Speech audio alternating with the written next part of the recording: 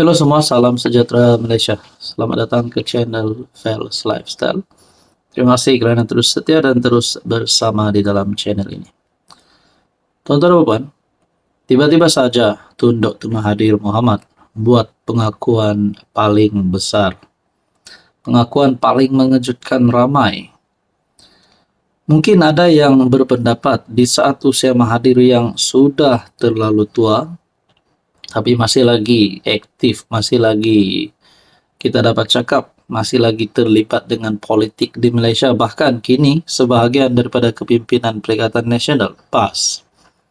Mungkin kita bertanya-tanya, adakah Tun Mahathir sepatutnya sudah tiba waktunya untuk rehat? Dalam ruangan komen saya di dalam channel ini berkata, Tun Mahathir patut rehat saja, luangkan masa bersama dengan keluarga. Tapi kali ini satu lagi kenyataan Tun Mahathir yang mengejutkan ramai. Tun Mahathir dakwa Melayu akhirnya tinggal di pinggir hutan. Nah, dengan tajuk ini saja pun timbul banyak persoalan daripada kalangan netizen dan pendengar.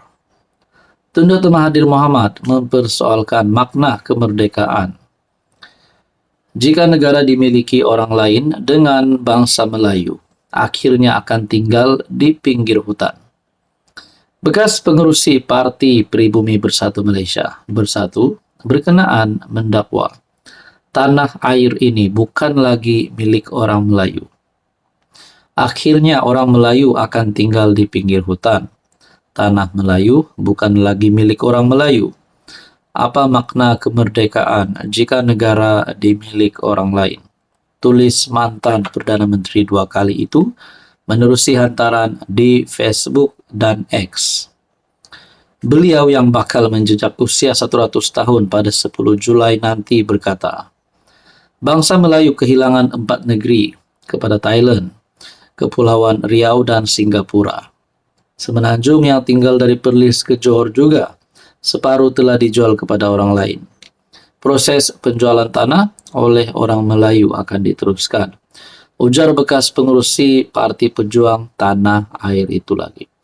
Nah, menurut anda kenyataan Tun Mahathir ini akan menimbulkan kecaman terhadap beliau ataupun kesedaran? Nah, semua ini menjadi pertanyaan dan persoalannya. Jadi saudara-saudara, menurut anda apa komen anda? Hai, hello, salam sejahtera Malaysia. Selamat datang ke channel Fels Lifestyle. Terima kasih tuan-tuan dan puan kerana terus setia dan terus bersama di dalam channel ini. Saudara-saudara yang saya amat hormati, ada satu gesaan ataupun ada satu cadangan. Setelah saya bertanya, adakah akan ada sebab selepas ini pada masa akan datang, sebelum PRU 16 ataupun pada masa terdekat ini, untuk UMNO menyertai Perikatan Nasional? Ataupun mungkin ada ahli parlimen daripada UMNO untuk menyertai PN, ataupun mungkin ahli parlimen Barisan Nasional menyertai Perikatan Nasional. Saya telah menerima satu komen.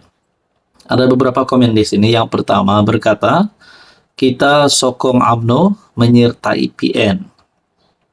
Komen yang kedua, MCA telah tidak relevan duduk dalam BN kerana DAP telah mendominasi Barisan Nasional. Elok sangat MCA pindah hala tuju kepada Perikatan Nasional. Saudara-saudara, bayangkan kalau UMNO masuk PN, tinggalkan Barisan Nasional, tinggalkan Kerajaan Perpaduan. Dan begitu juga MCA masuk PN, tinggalkan Barisan Nasional dan tinggalkan Kerajaan Perpaduan. Adakah dengan ini relevan untuk Barisan Nasional bubar? Persoalannya adalah, adakah Zaid Hamidi sanggup melepaskan jawatan beliau sebagai timbalan Perdana Menteri semata-mata untuk menarik sokongan terhadap Anwar dan menyertai Perikatan Nasional? Demikian adalah komen yang saya terima. Ada beberapa komen. Mereka kata sokong UMNO masuk PN. Mereka kata MCA tidak relevan di dalam Barisan Nasional kerana DAP yang mendominasi Barisan Nasional. Nah, itu mungkin pandangan dia. Ada yang kata elok sangat MCA pindah hala tuju kepada Perikatan Nasional.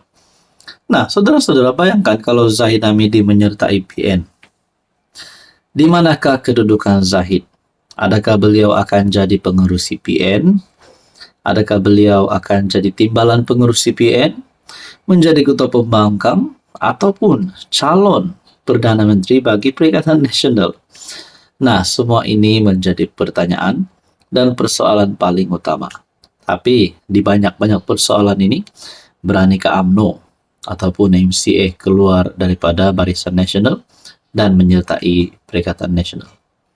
Tuan-tuan dan puan yang saya hormati, berkaitan dengan komen-komen ini, apa pula komen Anda? Silakan komen di bawah.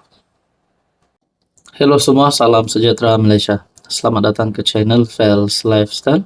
Terima kasih kerana terus setia dan terus bersama di dalam channel ini.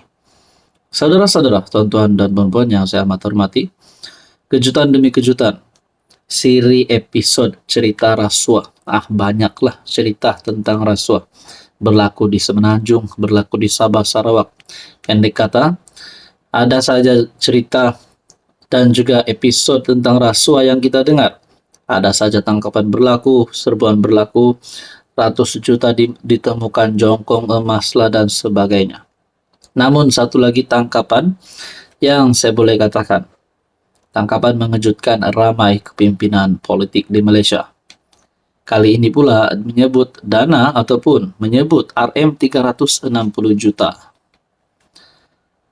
4 termasuk Datuk Seri ditahan kemuka tuntutan palsu RM360 juta.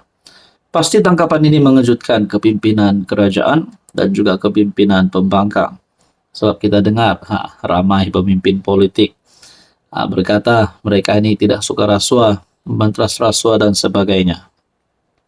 SPRM menahan 4 individu termasuk seorang bergelar Datuk Seri kerana disyaki mengemukakan tuntutan yang mengandungi butir mataan palsu sebanyak kira-kira RM360 juta.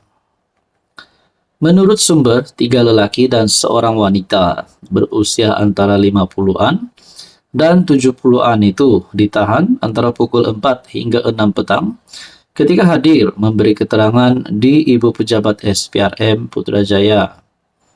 Siasatan awal mendapati kesemua suspek dipercayai melakukan perbuatan tersebut sekitar tahun 2016 hingga 2017.